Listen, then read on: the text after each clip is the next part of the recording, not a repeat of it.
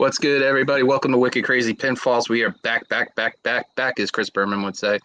This is your boy Throwback, or as if you're on bodyslam.net and you've seen me, Big Daddy Throwback. What's good, guys? How you doing? Ooh, I like that name, Big Daddy. That's a good name. I like it. That's cool. That's a good one. So before we start, hey, Anakin, you haven't been on here. You're being punished. Who's your dad? Anakin. Joel, what's up? It's SRS. It's important that you know that everything I'm about to say, Throwback was going to be way meaner to you, but I was like, no, you can't do that. He's a nice guy. He's a good dude, this Anakin, this Joel.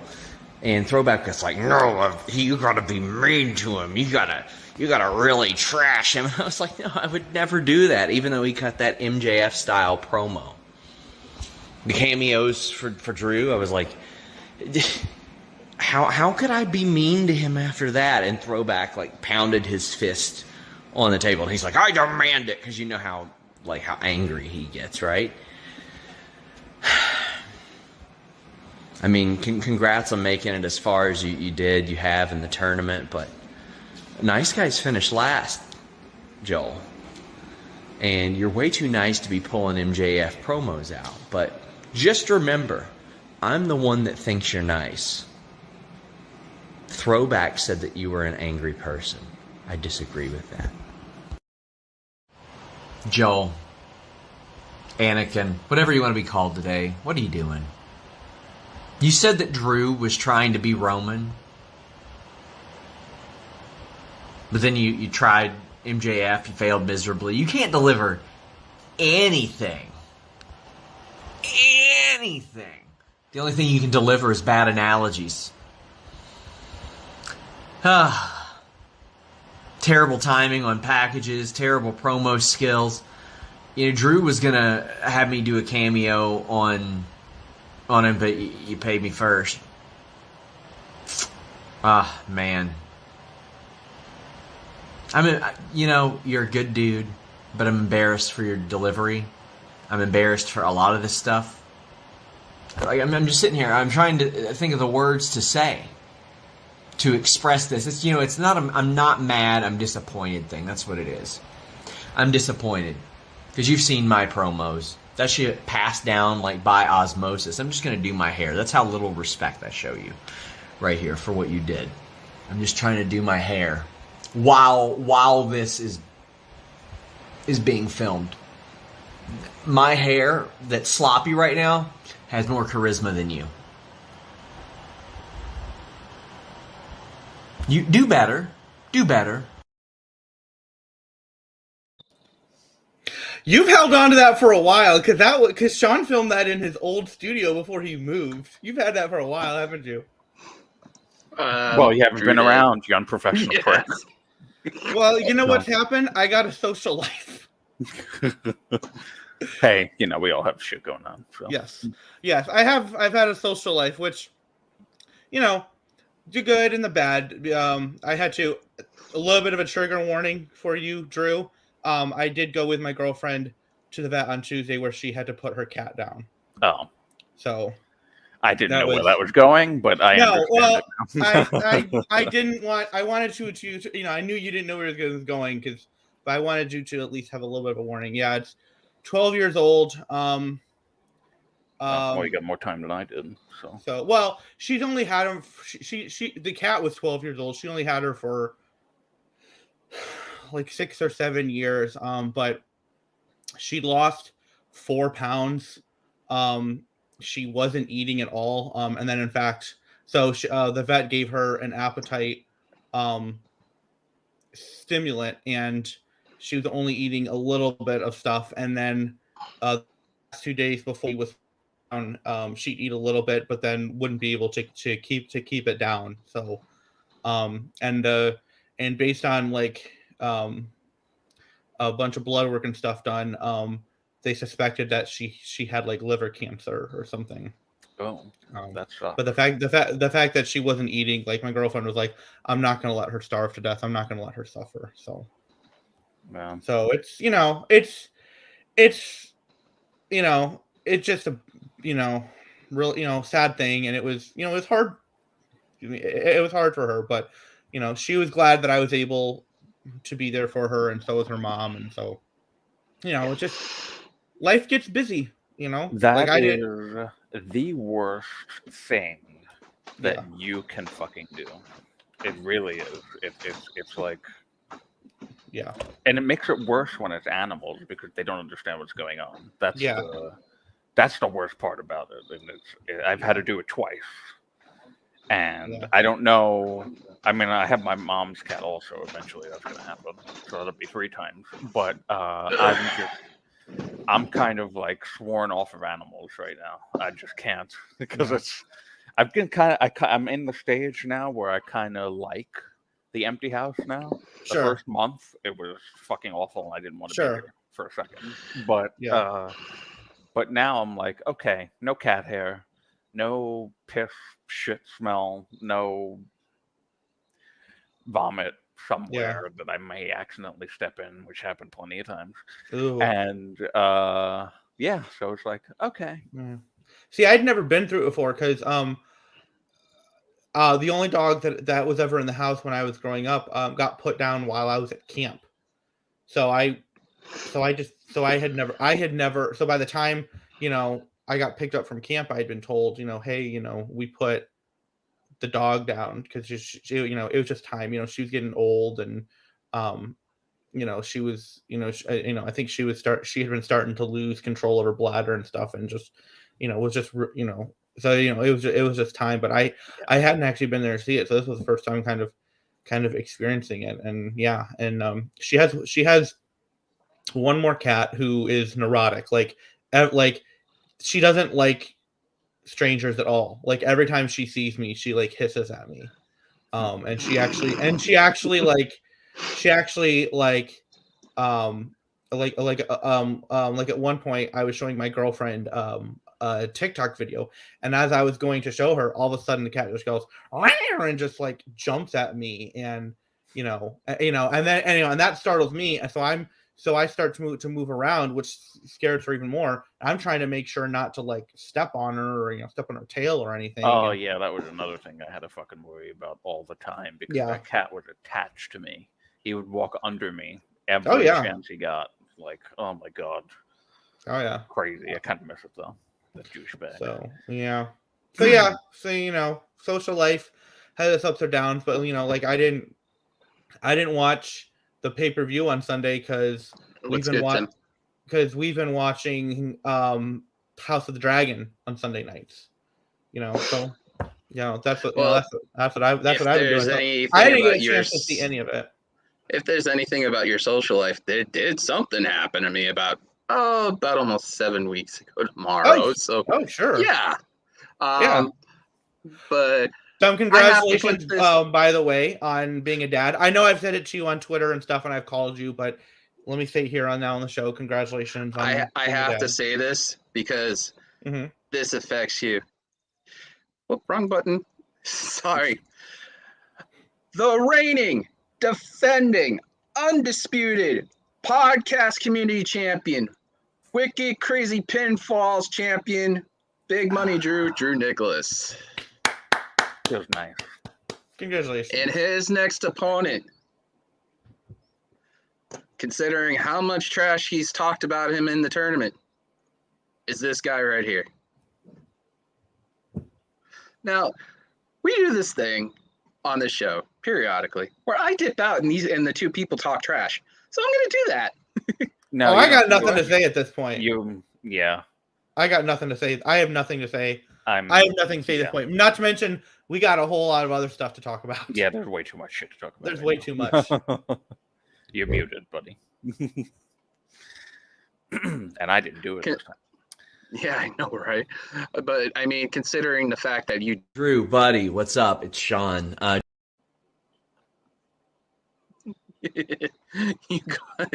You got that one from Drew. Yeah.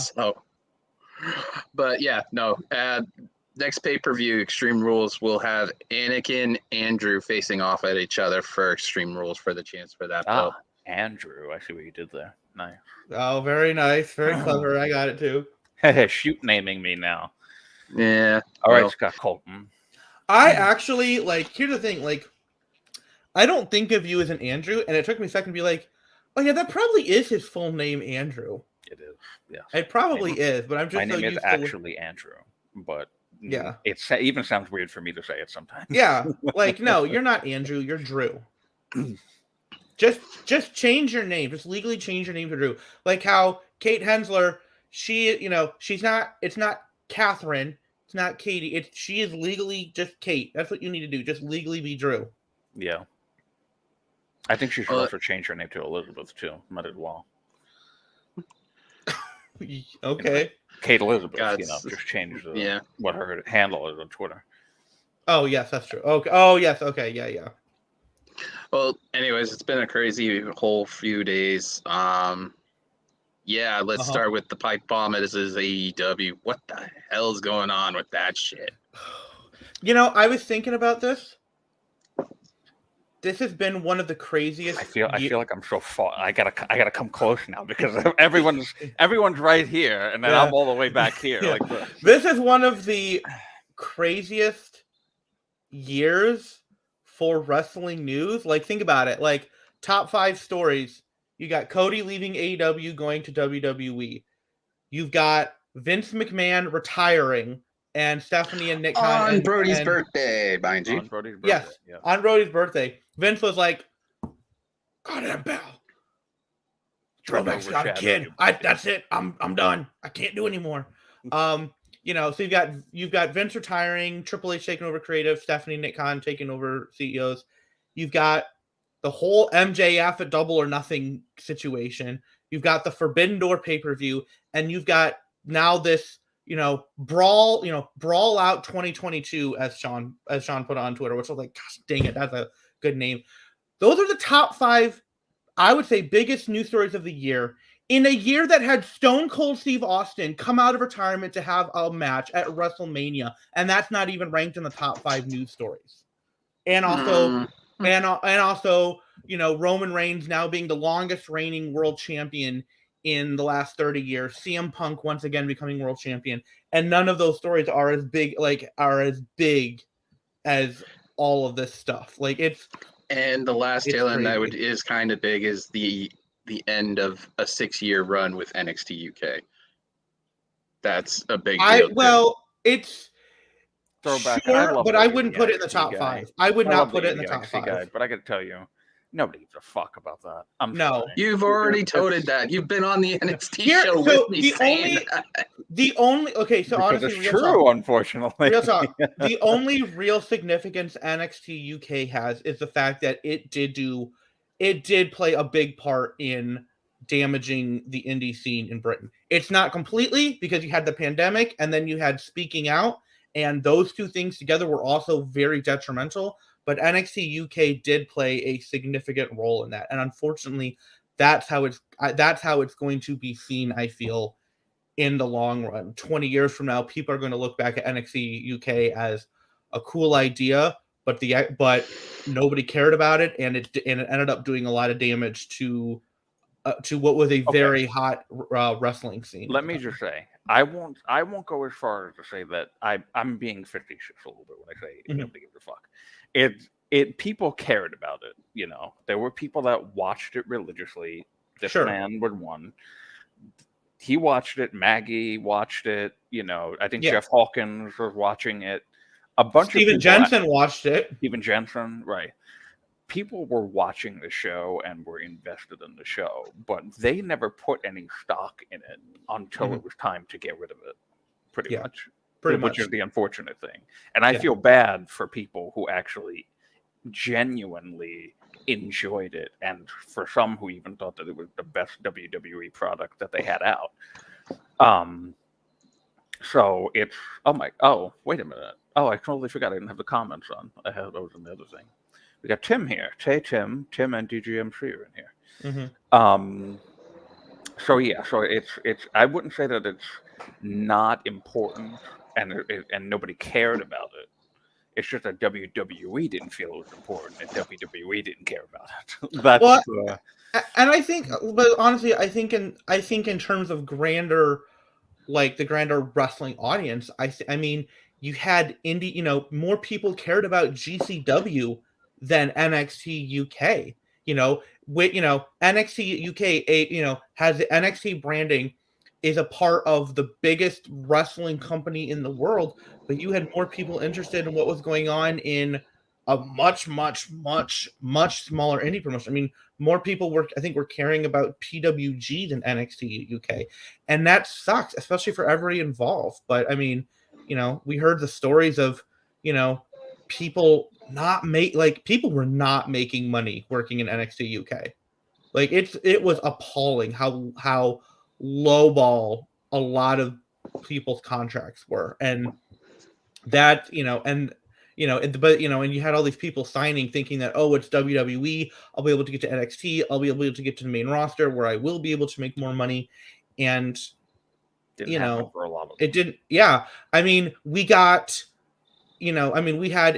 We got some great matches out of it. I mean, Takeover Chicago had that great match between Tyler Bate and Pete Dunne, where Pete Dunne won the title, and that was a fantastic match. And that's where Imperium came out of. It came out of there, and you had Tony Storm, Rhea Ripley were champions there. Like, you had some great competitors, you had some great matches, but it just, I mean, WWE barely acknowledged it, and as a result, I think the whole lot of the wrestling world was like, well, if WWE doesn't care about it, why should I? And that's, wasn't that a story about most of WWE with Vince McMahon in charge for the last however many years? Well, true, yeah. But for me, it's more so like I'm excited because with the next chapter, we got a takeover style Worlds Collide, which for me was amazing to watch. Excellent. And it's just the quality and stuff. And I think for the first time in a long time, I'm really excited for 2.0 to actually stepping into another gear. I mean, it's possibly, even though Ricochet is main roster, we could see another Ricochet Carmelo Hayes match on Tuesday, and that'd be like that would just be insane. Cool. I just have a hard time. Like, honestly, I have a hard time getting excited for any brand that has Mandy Rose as their women's champion. Like, I'm sorry, like, she, I thought she did good work on the main roster, but she has just, the little bit that I've seen, which, I'm not watching week to week, but the little bit that I've seen and the matches I've seen, that I'm just like, I don't understand the decision to have her be the unified champion. I just don't understand it. And you know what? NXT 2.0, it's not for me, and that's fine. It doesn't need to be for me. Not all wrestling is for everybody, but it's just hard for me personally to get excited about. Well, I mean, think about it right now. There's not a lot of talent other than the UK talent that's coming over that would give a chance to they could put somebody else on the belt. I mean, they had a shot at it. They had two people from the UK brand that they could have. They had the final boss, Miko Senamura, and Blair Davenport. So it's like you could have put somebody else in that spot. Well, I mean, either one of those honestly would have been a better choice than Mandy. Like, by this point, like, Mandy's like, just bring her back to the main roster. She's a main roster person. Her character is it's a main roster thing. It's like, anyways, that's. Well, it leads into like Bad Blood says, wrestling's now becoming like a turf war, like gang warfare. So I mean, figuratively and literally. Yeah. And for right now, it makes sense. I mean, the AEW stuff, it shakes my head because it's like it's just interesting to see a high-end company almost kind of feels like it's on teeter-totting on both back and forth. So, I mean, what are you guys' thoughts on the whole brawl for all kind of deal? Brawl out 2022. We got another guy. Yeah, the Diecast King. What up, Tim? Hey, Tim. What's going on, everybody? How y'all been doing tonight? Pretty good. Just pretty chilling crazy. on a 68 day in New England. Yeah, well, I got all my diecast cars here behind me now, so I got a lot of stuff done. It looks like you got a nice setup there. Oh, I do. I actually got an awesome setup, Drew. By the way, Drew, I got the exact same shirt you got. Oh, you have the shirt? The BC's. Something similar to that. What's up, Anakin? What up, Tim? Been a while. Yeah, I know, right? I moved recently, Anakin. I know. Where are you? Carolina? Nope, Missouri. No. He's Missouri, south that's of it. he's south of you. That's Yeah. right. I'm only a few hours away from you and Ray. Pretty much everybody south of me, to be honest. Unless you're in Wisconsin or you're in Canada. Yep. So my take on the CM Punk thing, all I gotta say is CM Punk should never open his mouth up. You're not going to get any disagreements here. No. You should never. Because I'd done that myself many a times before. You open your foot, you're inserting a shoe, or you're inserting a fist, or you're inserting something. And the old phrase goes, if you can't take the heat, get the hell out of the kitchen. Yeah. It's one of the things. So I saw the scrum, and it's just, first of all, Punk was being, I thought, hypocritical, because the first thing he says was, it's nobody's business who I'm friends with or not friends with, which I agree. It is nobody's business. He then proceeds to then tell everybody his business and to tell everybody, oh, I'm not friends with Colt. Here's all this stuff. Goes into the details about stuff. And it's like, you can't say it's none of our business and then you go ahead and you share all of the business. Like, that's incredibly hypocritical of you to do that. And then, the way that he put down the EVPs, the way that he put down Hangman, and and all of this, all because Hangman made one line in a promo that not even, most people didn't even catch on, and he decides, oh, that stupid SOB, I'm going to get him back. And then the first thing he does when he comes back from injury is, he accuses Hangman of going into business for himself. And then what's the first thing that he does? He goes into business for himself, but he says, oh, well, that was me giving the receipt. Like, grow up. This is not the 1980s. This is not the 1990s. This is 2022. If you got a problem, you go to the person and talk about it. What you don't do is you don't have that old school mentality of, I'm going to give a receipt. That's the kind of crap that, that made the locker room toxic for so many years, is the ideas of, oh, guys did me wrong, I've got to give them a receipt. That's the kind of crap that, that we just got rid of finally, like a few years ago. You don't need to be bringing that crap back into the locker room whatsoever. Like, try to pick you back off of you, Anakin. Hold on for a sec. I gotta cough. No, piggyback off of what you're saying. I absolutely agree, but you're okay. Basically, CM Punk was burying everybody in the company except for one, Moxley. Why are you burying your own dang company that you were working in? And Tony Khan was sitting right there and listening in on this. Yeah. Oh yeah. Tony Khan should have been, like me and my person that I'm with, I would say it, soon to be my significant other. We were talking about this. Where the hell was he at when this whole entire skirmish went down afterwards? He was sitting in the actual skirmish room with the media, according to what the reports were. Now, there's pictures of it. Right, but he should have went out and addressed the situation. I don't think he knew the full extent of what had happened until it was over. Yeah, true. But what I'm saying though is he should have been behind the scenes instead of being in front of it. Oh, I agree with you there. He did not, because he should have known. He should have known. But just in general, I don't think he needs to be. I don't think he needs to be doing those post media scrums. No. Or those post pay-per-view media scrums. He has the one before the pay-per-view where he answers questions and all that stuff.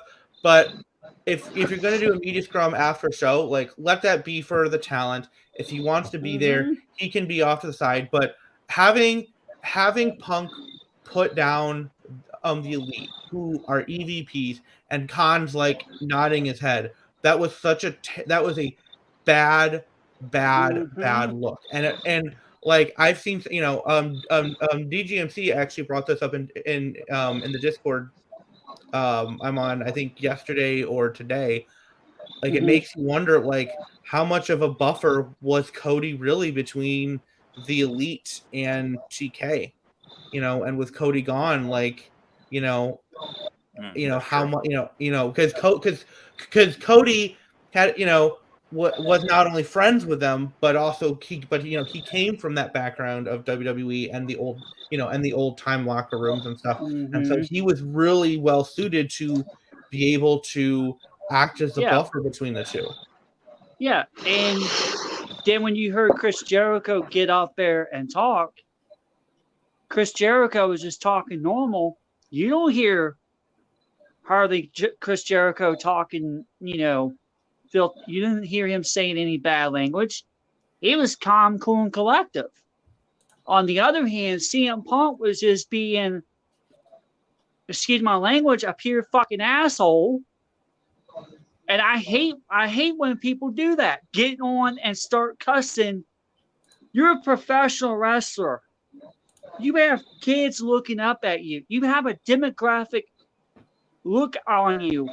And you had there was a kid in the room, actually. Yeah. AJ also was there. But I'm saying, but that's what I'm saying though is, yeah, you have kids looking up at you, and your track record going back to WWE, you did a pipe bomb on TV like that, and basically Vince fired you. You got the nerve or the abduction to do that? That's just pure wrong. Vince didn't fire him, okay? He was on his way out. He wasn't going to resign, and then he resigned. But you were getting where I was going with that. Yeah, I know. Yeah. But still, he should have known better. It's and it's a thing where there's been all sorts of reports, and and we keep getting updates on here's what Punk side is saying, here's what the Elite side is saying, and it may be a while before we finally get down to brass tacks and like what exactly happened, and it may be that it just, we never know for certain like how exactly things happened, what went down.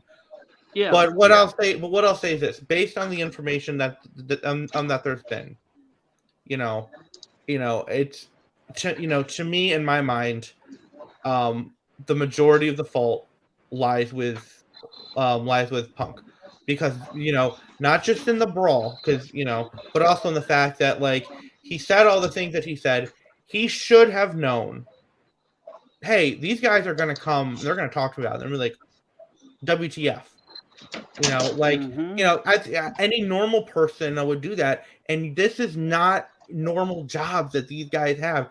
That the wrestling business is an industry where egos run rampant, because the biggest egos are the one that push for themselves to be the best, to be at the top, and right.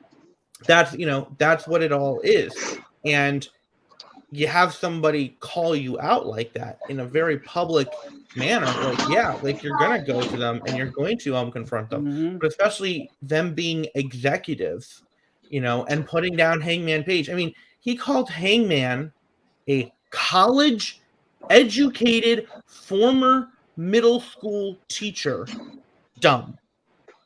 An empty-headed dumb fuck. Yes, the exact word. Yes, again, college educated. Now, Ray unfortunately is not here, but I can ask, but if he was, I would ask him, Ray, you went to college to become a teacher. How insanely difficult was it for you in those classes? And I bet you he would go, oh, they were really hard. Like that, like you cannot graduate from college with any degree, much less a teaching degree, and be dumb. And you know, and Hangman in all of his promos has been eloquent. You know, he's not. You know, he doesn't. You know, he doesn't talk like a Stone Cold Steve Austin does. You know, Stone Cold talks like a man of the people. Hangman has always come across as a well-educated, eloquent man who just happens to have long hair and is a cowboy and speaks with a little bit of a southern accent. Yeah, like me, because he's from the same state as me. Yeah, Virginia. Yeah. And on a segue for a quick second, we'll get back to this. Is that, you know, you mentioned Ray, your champion did call him out on Twitter. So, I mean, and hasn't gotten a reply. So that's why the other half of that tag team, rightfully so, deserves the title shot. So let's just you get that, Anakin. Well, I'm going to say this. I can't speak for my significant other because, well, my significant other can speak for herself. My significant other is an early child development teacher. She teaches kindergarten through 4th grade. What she told me, it's difficult. Anakin, it is difficult to be a school teacher. Mm-hmm. It really is. I'm sure Drew could tell you the same thing. My girlfriend is a teacher of 4-year-olds. You know, I know the fact where I told her, you know, oh, there was biting and hair pulling, and she's like, oh, that sounds like a typical Thursday for me. Like that's the behavior of 4-year-olds, not grown men in their 40s. Like Ace Steel and CM Punk are both in their 40s, and Ace Steel is the one who biting and pulling. What? He was the one that was biting. Exactly. Like he's like 40. He's 49 years old, and he's acting how kids over 40 years his junior would act. Like my 10-year-old wouldn't, you know, would not be caught dead biting and pulling him. Right. Yeah. Right. So I think it's been probably well known at this point that even though I was doing the head of the table gimmick, I was still a big fan of AEW. Sure. You know, I buy WWE stuff. I have the title up there still, and you have 2 titles there now. I see. Yeah. Well, you know, three with that one on your shoulder. 3BD, and oh gosh, don't. You know, which, by the way, real quick, DGMC, I am mad at you because Pac won the Trios Championship last night, and somebody on Twitter said, you know, because he now has 2 titles, and somebody on Twitter said, so can we now call him Tupac? And you didn't think of that first. Shame on you, DGMC. I'm disappointed in you. Oh boy, that's a nice rib. Anyway, Tupac. Go back. Go ahead. So Drew was just talking, so let's let him keep going. I've been a huge fan of AEW this entire time, looking past a lot of the obvious. I mean, and talking about the obvious, you know, like the women's division and not hot-shotting. I always say that. That's the wrong word. Not hot-shotting, but the word that means that they just like the fast forward through everything, like the utilization. Right. So there are problems, and I knew that there were problems, but that's been my company, even through Triple H just becoming the guy in WWE. But having said that, I noticed that when Triple H took over, the quality of AEW kind of sunk a little bit, particularly for me. I don't know if it sunk for anybody else, and any of you guys, but when Triple H took over, I felt like that was the whole Vince McMahon stuff, the Vince McMahon scandals, and all the shit that came out about him. I felt like that was serving such an easy layup to AEW to really prove to be the number one company. And Triple H taking over really quickly changed that. Like, really quickly changed that. I was stunned to be like, I'm looking forward to Raw and SmackDown more than Dynamite and Rampage, because Triple H is changing the things that we hated about WWE, where I feel like in some ways Tony Khan is regressing a bit. And it was really evident the last couple of months. It really has been. And to the point that, like, I don't even watch Rampage anymore, because it's just meaningless. It's like the Trustbusters show, and it's literally like a third Dark show for me, for the most part. And the thing also is that when SummerSlam hit and I was watching you and Bad Blood on there, when Io, Dakota, and Bailey showed up after the end of the match with Becky and Bianca, literally, to quote you, it injected a new invigoration in wrestling into you. It did. It absolutely did, because it was already evident that the women's division of WWE was better than AEW's.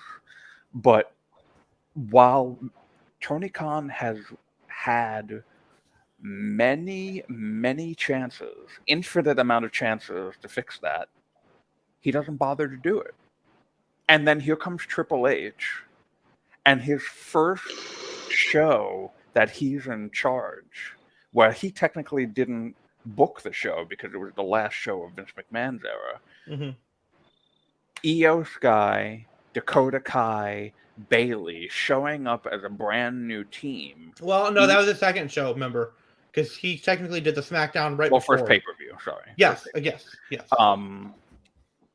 Io Sky, who had one foot and half of the other foot out the door. Dakota Kai, who was can we already just keep out calling the door. her Shirai, please? I hate the name Io Sky. I actually like Io Sky, to be honest. Well, okay. You can call her Io Sky. I'm going to keep calling her Io Shirai. Okay, that's fine. Okay. A foot and a half out the door for her. Dakota Kai, already out the door. Mm-hmm. Didn't want to come back. One didn't want to resign. Already going, oh, Triple H is here? That's my guy. Main roster me. Tommaso Ciampa did it, but was reluctant at first. Johnny Gargano is back. Mm-hmm. Dexter Lumis is back. Which we Karrion Kross, Scarlett, Braun Strowman on Monday. It's like we're gonna get the Wyatts. I can see it now. We're gonna get the Wyatts back. But maybe the Bray. thing is, to pivot to AEW, that I have really just gone in my head and I've said, I've been talking about this shit all week. All week. This has been the topic every day since Monday morning. There was 3 big wrestling shows done this weekend. Nobody's talking about anything that happened at those shows. Exactly. Nobody.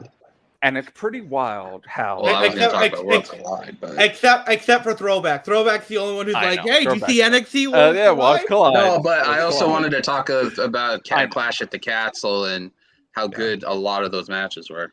So this weekend was great.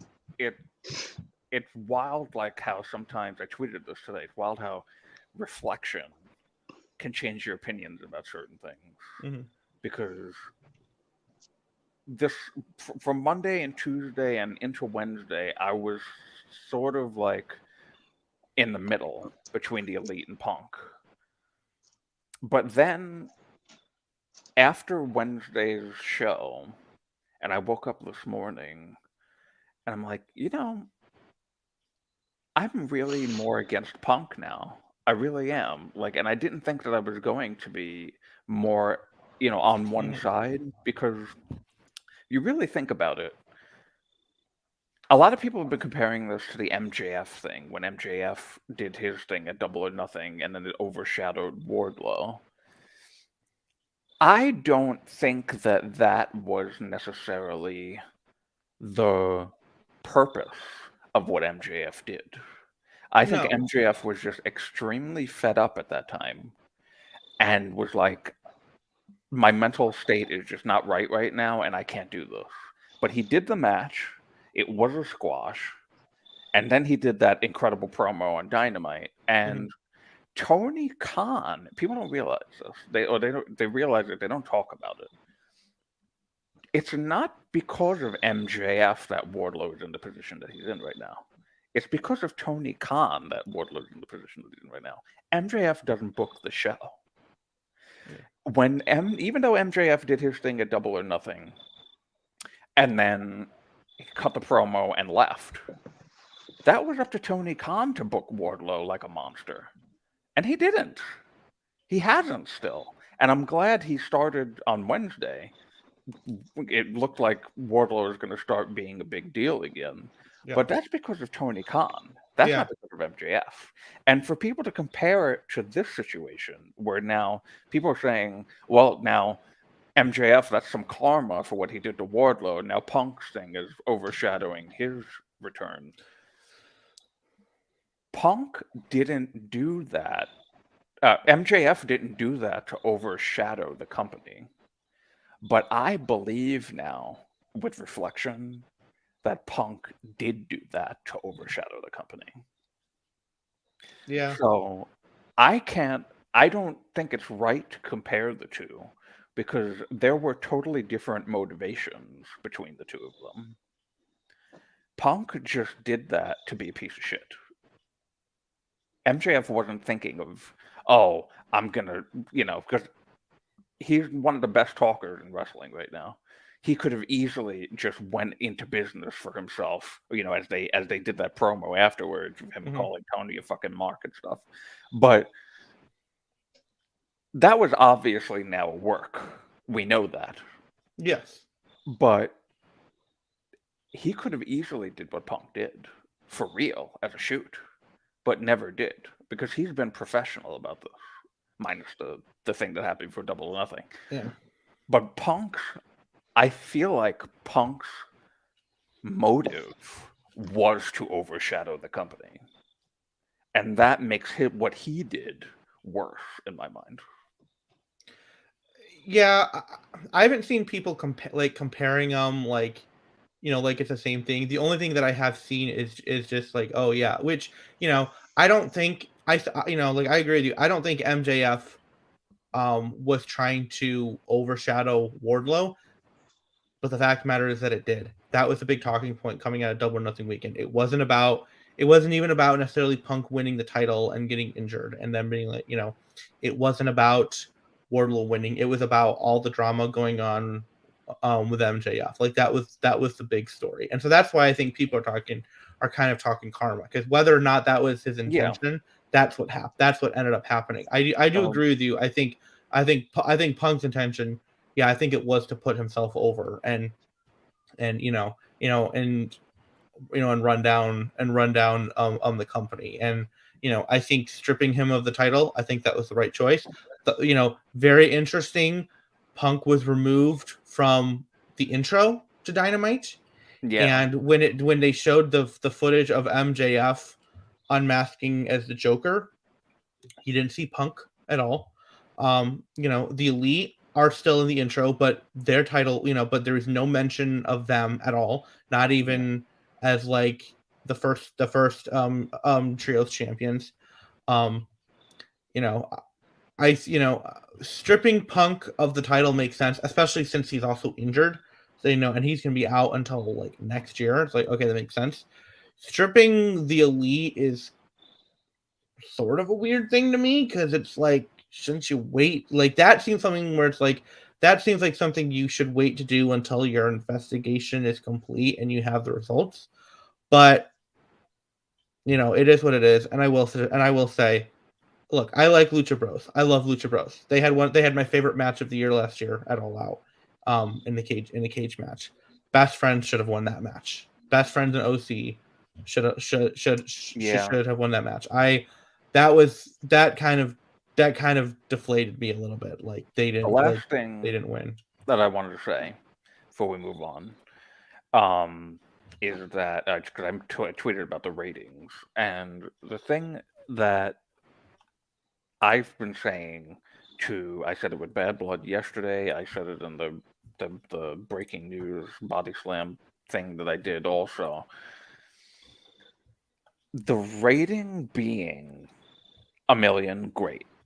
That's a great thing for them. Mm-hmm. But that really should have been higher than it was. And if it's me, if I'm Tony Khan, I'm concerned about that.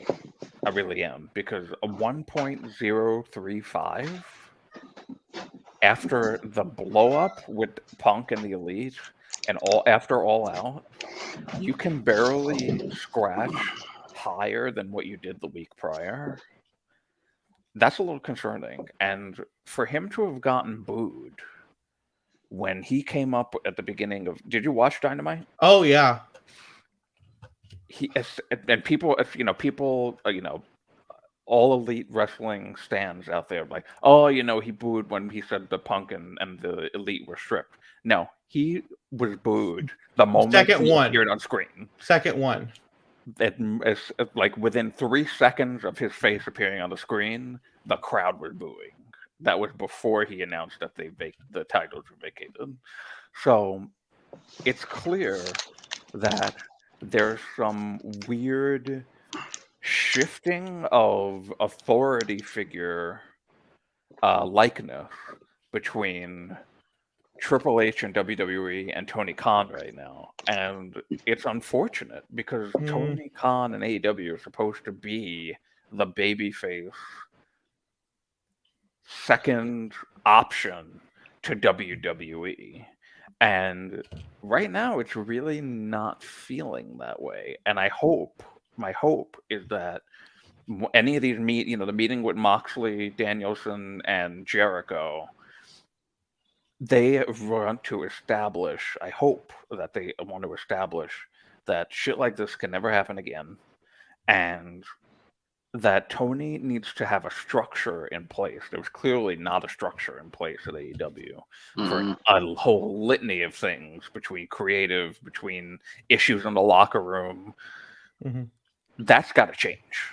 And if it's got to be Jericho that helps with that, great. Because from all accounts, Jericho is doing great backstage. He's getting a lot of praise. When he came out in the scrum, like Tim mentioned, he was calm, poised, and already knew that some shit was going on backstage. And you had no idea based on his reaction. Yeah. So if he's the type of person that you need to have in that role, you put him in that role. I have all the respect in the world for him for being able to do that with a crazy, ego-driven locker room like that. Because something like that should have never happened. And everybody is at fault. There is no person that looks good in the wake of this. The Elite should not have gone to the door. Punk should have not said what he said. And Tony should have stopped him from saying what he said. See, I don't know if I necessarily agree with you on that, because if the Elite had just gone by themselves, 100% yes. They took their chief legal officer with them. That's the key thing. They brought in their chief legal officer in. So it wasn't just wrestlers confronting another wrestler about something they said. They brought an executive with them. I think that's They brought yes. her, or she was there. No, whoever the chief legal officer is, they brought that person with them. I didn't read that. Maybe I misread the last. Yeah, Punk was in his locker room with Ace Steel, and I guess Ace's wife and their dog, and there's a thing of where it's not sure how exactly the Elite entered the locker room. The initial report from Punk's side was they kicked in the door. Now it's like, well, maybe they just kind of shouldered the way. I don't know how exactly they came in. Maybe they did come in a little too aggressively or hot. But they came in with another executive who's not a wrestler and specifically handles legal issues. So it's like, okay, they were clearly there to talk. Now, what went down then? Punk side says, I think Matt Jackson threw a punch first but missed, and so Punk's punch was a retaliation. The Elite are saying that Punk punched first. Not sure how it went down. Regardless, however it went down, obviously it did get heated, and it did, to where, you had hair pulling and biting and punches and chairs getting thrown and people getting knocked out, which is, none of that none of that looks good. It's almost seeming like, because like I said to people, I'll watch AEW here and there. I watched it all out a bit for a while, and before I couldn't do it because streaming how many hours I was doing that day. But it seems like from an outside point of view, it almost seems like Vince, Sean, and Brett right after the screw job. I've seen people refer to it like that, and I even said, "Is this the biggest backstage incident since Montreal?" And people have said that we know of. Yeah, like this is the biggest one in almost 30 years. It's really, the funny thing. The thing that I thought of first was not Brett Sean, but I thought like, oh, this is AEW's plane ride from hell. This is like yeah, I've heard that too. Yeah. One thing I've heard about this though, it's like WCW. It's how eventually like Nash started booking and everybody else. It's like the inmates were running the asylum, and the people who were supposed to run the asylum weren't running it. Well, and that's why like having active talent as EVPs should never have been a thing in the first place. I understand that like, the company's named All Elite Wrestling. You've named them after the elite. They showed with All In that they could put on a successful show, the most successful indie show in the history of indie shows is All In. And a show that to this day still is getting bought on Fight and watched. Like Fight reported that like a year or so, or maybe it was 2 years ago. It's still getting bought. It's still getting watched. So yes, they Tony Khan saw these guys and was like, hey, this is who I can grab these guys, Jericho, grab some others. This is who we can base this company on. But putting active talent in an EVP status is just asking for trouble. And Cody was apparently smart enough to go, you know what? I don't want to be doing both. I don't want to be an EVP and an active talent. And he left and he went to WWE, and he's not an executive. He's just a wrestler. He's just there to do what he loves. And, not saying Kenny hasn't done a great thing with all his work with Fight Forever, and stuff. But, that's the whole thing where I'm like, if that game is successful, I'm not going to put give a whole lot of the credit to Kenny, because that would be because of the actual developers who are there every single day working on the game and making the game. That would be giving Kenny. I've seen people give Kenny a lot of credit for how good the game looks, and I'm like, guys, he's not there actually making the game. He might be giving input on stuff. He's not actually making the game. He's not even then the director of the game. But the smartest thing would be just to be like, look, we're going to keep you on as talent. Obviously, you're very important. We're going to find somebody else to fill these EVP roles. Like I think that would be the smartest thing, because Triple H. Quit, honestly, if what? They're not DVPs. They'll probably quit if they're not DVPs. To be honest with you, I don't. Now the thing is that I don't know, but like you look at Triple H, he didn't become an exec until he stopped wrestling full time. Because even he was like, I can't wrestle full time and be a full time executive at the same time. That's not a good thing. And you saw his wrestling appearances get less and less until finally it was just one match a year WrestleMania. Before you hold on, so they're EVPs, but what are their roles exactly? Let me look it up. Because if it's like just a blah whatever thing that somebody else can fill in who's not a wrestler, then I'll be like, okay, maybe they'll be all right with that. But if it's like an actual like major role, like a talent type of a thing or a creative type of a thing, that I feel like they'll be insulted to be told you can't be that anymore if you want to still work here. I don't see them relinquishing that at all if that's the case, especially since, like you said, they're the reason why this company even exists right now. aside from Tony Khan and his money. But I mean, just the all elite came from them. If they're not either EVPs or in the company, I mean, obviously they don't own the name Elite, so they can't force the All Elite Wrestling to change the name. But man, what a weird show, a weird company it would feel to not have the Elite in the company called All Elite Wrestling. It just would be very weird, you know? So I'm looking, I'm not finding any specific title like executive vice president of so and so.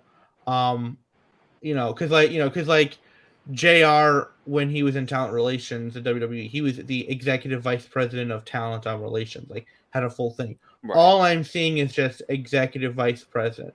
So honestly, like that could be the same thing as like kind of like what an executive producer on a movie is, which really is like they don't really do much of anything. So it could just be they're given that, I don't know whatever, if they would if they would actually have like a regular like day job, if they have an office in Jacksonville or and what, or right. If it's just a thing of it's just like, hey, like we're just seen as a leaders, like they could still absolutely be locker room leaders without being said, hey, they're going to be an EVP. Like I think as long as the stuff that they were doing in the locker room, which seems to, I think the most is like they do BTE. Like that's it. And Kenny works in the games department. I think if those guys are able to still do that, but we're just going to be like, you're just not going to be actual executives in the company, I think that would be a better decision. But as far as what they actually, maybe Sean, what their actual role is, I don't know. Yeah, Sean. That's a good question for him. Yeah. So I read something quick and I wanted you guys' take on this. There's a report out there, I forget where it is, that Hunter was offered a match at WrestleMania 38 against an opponent of his choosing. He picked, just to get him started, to get him over and get momentum, Gable Stevenson. That was in the Ariel Helwani interview. I watched. Yeah, but I got the written report down when I saw it. I think that's very interesting that they were letting Hunter before all of it, giving him a last match to do something great, to have Stevenson running crazy. Now the question is that where do you see him, either Raw, SmackDown, or NXT? I mean, it could be a possibility that he ends up on Raw, but it would be a better fit for NXT. Stevenson, I think he should join his brother in NXT. I mean, now that faction, I forgot the name, Diamond Mine, are broken up officially. Which we all saw that fucking coming. No, they're actually not, though. They're actually still together. Kemp left. Well, I mean, Roddy, we know it's going to be that's the case, but they're just delaying it. But I feel like they could be a good tag team in NXT, him and his brother. It's very interesting to see that they were going to give him like the opportunity to be like literally Hunter's officially last match. And that's a very interesting and high praise to have. I mean, you guys were touching about, all the elite. It almost feels like AEW starting to become like WCW with the inmates running the asylum. I don't think we're at that point yet. I don't think we're at that point yet. I'm saying like it's night and day now since Hunter's been on there. So many great changes and stuff. I mean, it's if there's anything to show that SmackDown's got better, Raw's got infinitely better, and NXT has gotten better too. I mean, for the first time after covering NXT for Body Slam, I'm not wondering when the next shoe's going to drop. I'm actually getting more and more excited after Worlds Collide, and their go home show was really good too. So I mean, and it's a huge difference compared to the scale. Yes, I'm being biased. Yes, I covered NXT. Yeah, well, and I mean, you watch it on a regular basis, so you're gonna have a more informed opinion than me. Like I just said, I just don't think NXT 2.0 is for me. That's fine. As for where I'd like to see Gable Stevenson, in a jail cell. That's all I gotta say. On that note, Tim, what do you think of Gable Steveson? What he should be doing? Personally, I don't know who the guy is. So if I had to guess, it would be NXT 2.0, which I don't give a crap about 2.0. I'm black and gold fan. So anyway, but back to what back to the MJF thing. I'm gonna touch on this real quick. And this is my personal opinion. What MJF was doing, that was not a work. That was actually shoot. It was a shoot promo he did at that Dynamite. Sorry to put it that way, but it was a shoot. CM Punk did. Well, that's a piece of crap thing he said to Scrum, so I'm not getting into it. I don't buy anything what Punk said. And I can care less, and he's a piece of garbage.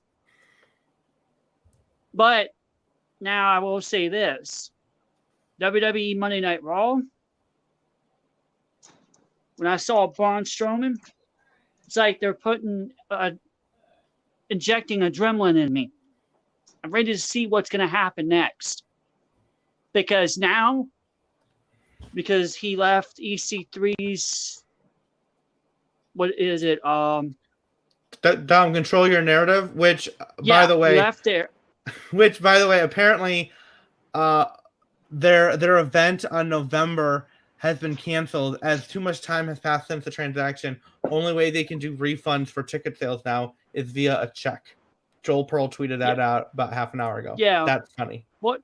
Well, I'm just saying. Yeah, when he did his Control Narrative with EC3. When I found, because Fightful even reported, go check out Fightful Select, guys. Cheap plug. Anyway, when they announced it, but they didn't announce anything about a car. It had something to do with a car. So anyway, when I saw the car flipped over, I'm like, I know who's back. And guys, I hate to say this. Those who don't know, Kansas City is 4 hours away from me. So, anyway, what was I getting ready to tell you? No, I don't know what's going to happen with the whole entire thing with AEW. And first of all, when you were supposedly a quote unquote EVP of a company, you should have been done, retired, and then have that role. Not wrestling and then being an EVP at the same time. That does not make no damn sense at all. For one. For two, I don't understand why Tony Khan would be like, guys, no. Y'all can't do both. You do one or the other. It's like giving an ultimatum. I don't know. All I'm going to say is I'm just going to sit back and relax, or sit back and wait until the whole entire investigation is over with, because there's a lot of moving parts and pieces. So I'm not going to speculate any more on it because it's just me. But I look at wrestling. It doesn't matter if it's AEW, WWE, Ring of Honor, Impact. I look at wrestling as wrestling. That's my look.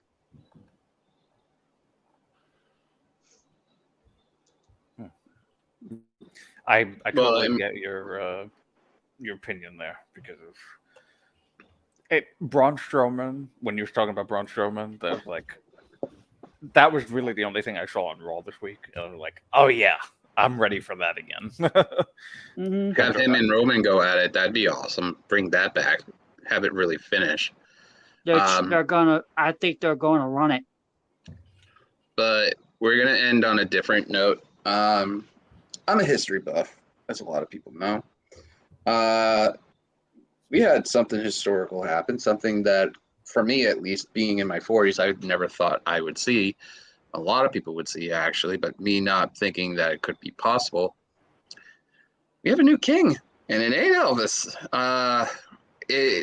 It's weird to see the world as we do. We had a conversation about this earlier in our chat, about how I look at it. Like, people who write history are the people who are going to write it themselves for the most part. So like the British people, the monarchy is going to write it themselves. People on the internet are going to write their own views and stuff. That's how it's going to be. But I mean, to me, I thought, like a lot of people, a lot of Americans probably thought that William would have been king before his father. And this is just interesting. And another way to put it is that this generation that's growing up now could possibly see 4 monarchs in their lifetime.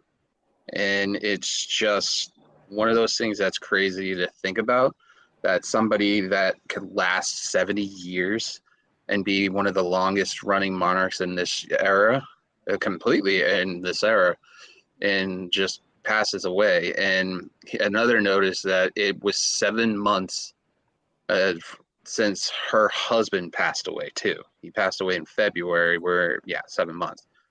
So, I mean, it's just completely insane. And on top of the other part of it, it's 25 years ago that Diana passed away too. So, like, all this cloud of history that's happening, just as much as everybody's like, like Drew has his opinions, everybody has his opinions that, a lot of people don't care for. For me, history, it's just one of those things. It's like, wow, this is something that I never thought I would see. So wait, you never thought you'd see the day that Queen Elizabeth would die?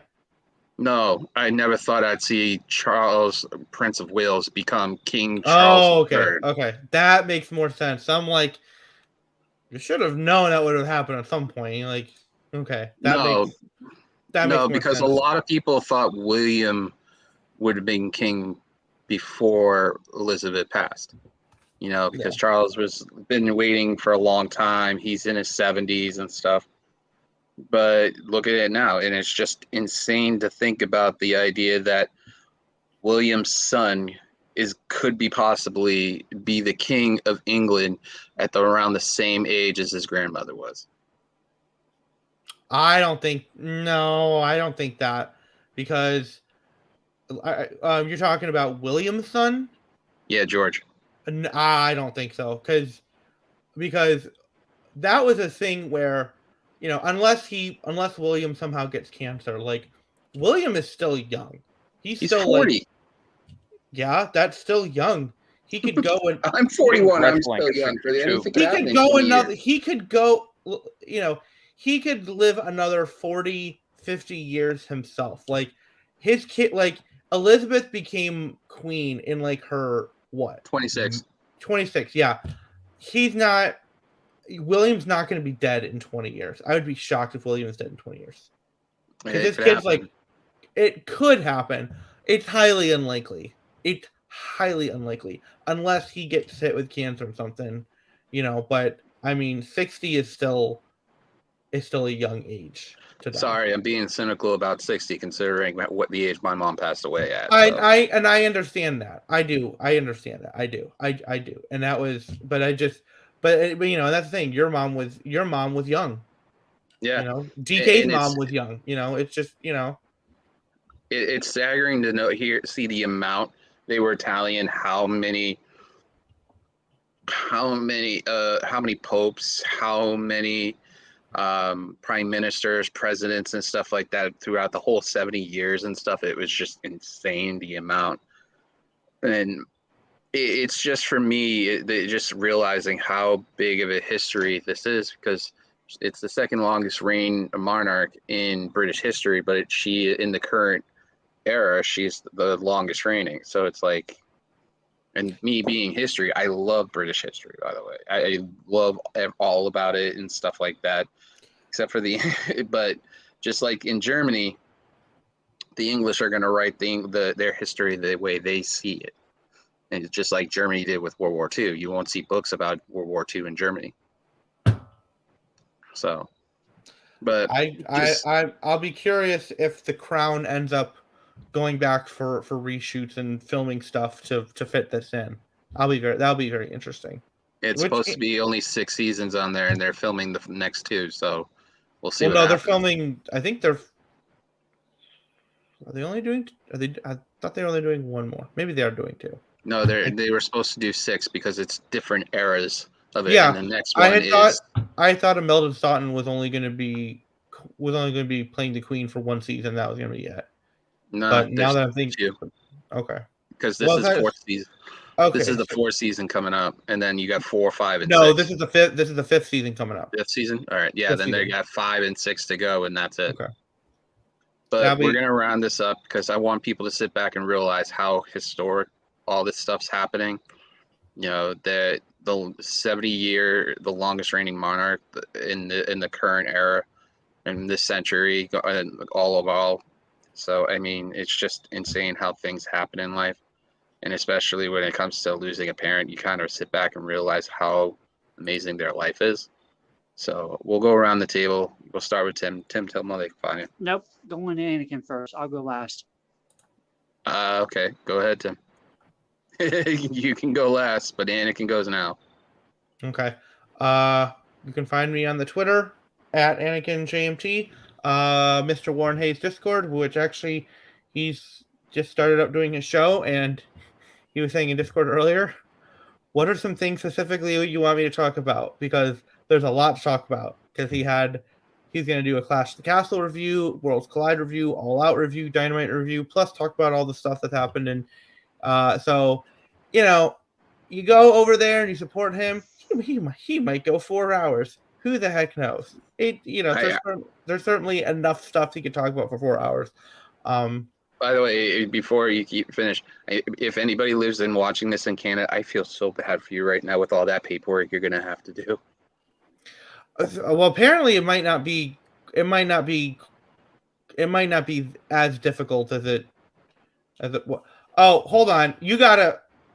I don't have producer credit, but you need to show what DGMC just said about yes.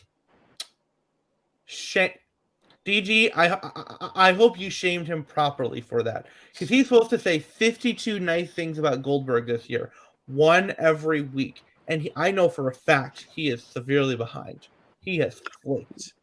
But keep going, Anakin. Tell him keep going. So yeah, you can find me. You can find me there on Twitter, and he had it on mute, and then he laughed in my face. Well, laughing in your face, I get, DG. So anyway, that's it. You can follow me at Big Money Drew, and you can see me banning dorks and douchebags in the Fightful live chats. And I'm just a grand old time on Twitter, so follow me there. Oh, what are you doing at 12K, Drew? What are you gonna do when Fightful Select gets at 12K? You said you do something. I changed it to 15K. Oh, you coward! Coward. You know, I'm a little bit of a coward. What the hell? And let me just put this also for Drew. Check him out. Mondays, Fridays, maybe someday Wednesdays. Bodyslam.net. Oh yeah. Go check him out with the Roundtable crew. That is always a fun time to watch, my buddy. That's so new and fresh in my brain. I keep forgetting that. Thank you. At 15,000, I will post a thirst trap. Nobody wants it, and that's why I'm disappointed in you. You know what? Just do what Will Washington said he would do and show feet. That was so brilliant. Y'all, that was amazing. Okay, guys, y'all can follow me on www.youtube.com/DDiecast Collective. You can also check me out on the Twitter, the Diecast Collective. And you can also check me out on Facebook at the Diecast Collective. Hold up, wait, there's more. After the first of next year, you will be finding me on Instagram. The Diecast Collective is going on Instagram. Here's another kicker. In about another year from now, I have to see if there's any legal issues first. But the Diecast Collective will be going on Patreon. Oh, interesting. You. Yeah, you're keeping him busy. All right, do what, so throwback? You're keeping it very interesting and busy, which is good. So every Tuesday night. Bodyslam.net's YouTube channel. Go check that out. Me, the Jameis, we actually cover NXT 2.0, and we actually have a lot of blasts on there. We had Andy from T and Tights on there. Go support Bodyslam.net. Do a slam chat while you're over there when we're on there. And every Thursday night, we try to do it. When you come back here, Wicked Crazy Pinfalls went down in subscribers, which I'm kind of shocked. We're at 230 now. Let's get that back going and get it up. Get on the Twitch, talk on Twitch and stuff like that. Let's have some fun and do like that. We're going to do something a little different. Hopefully this works. Yeah, and y'all will be catching my video tomorrow when it drops on YouTube. Oh, I hear music. Gonna ended up like freaking Bad Blood right there. Well, that's the porn. He does the porn. Hey, so. Drew. What? We should start something. See if we come closer to the camera. You gotta come. You gotta come closer to do this. Okay, ready? I'll be I know what you two are gonna do. I know what you two are gonna do. Are we gonna scissor? Oh God. Yeah. All right. Have a good night. Yeah.